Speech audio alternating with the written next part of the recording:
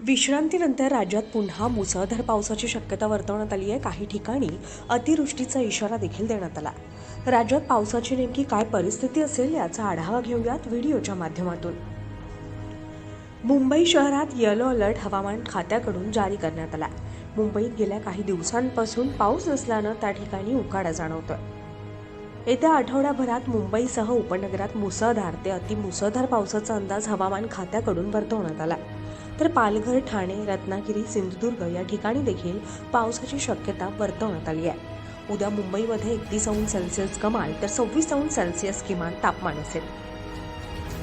पश्चिम महाराष्ट्रातील पुणे, सातारा, कोल्हापूर, सांगली या जिल्ह्यांमध्ये पावसाची जबरदस्त बॅटिंग या आठवड्यामध्ये पाहायला मिळेल. उद्या पुण्यामध्ये जोरदार पाऊस होईल असं हवामान विभागानं स्पष्ट केलं. पुण्यात उद्या 30°C कमाल तर 22°C किमान तापमान असेल. संपूर्ण विदर्भात पावसाचा येलो अलर्ट जारी करण्यात आला. विदर्भातील नागपूर, भंडारा, गोंदिया, चंद्रपूर, गडचिरोली, अमरावती, वर्धा, बुलढाणा, अकोला, वाशिम, यवतमाळ या जिल्ह्यांना पावसाचा येलो अलर्ट देण्यात आला. या भागात अतिपावसाची शक्यता वर्तवण्यात आली आहे. उद्या नागपूरमध्ये 32°C कमाल तर 25°C किमान तापमान असेल.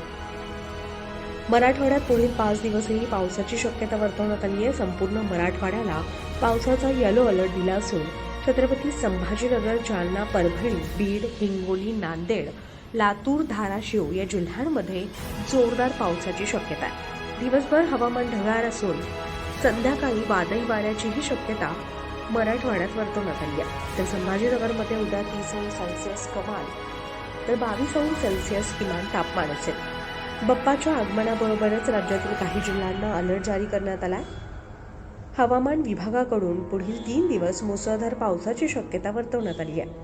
तर काही ठिकाणी अतिवृष्टीचा इशारा देखील देण्यात आला. नागरिकांनी सतर्क राहावं असं आवाहन देखील हवामान विभागाकडून करण्यात येते.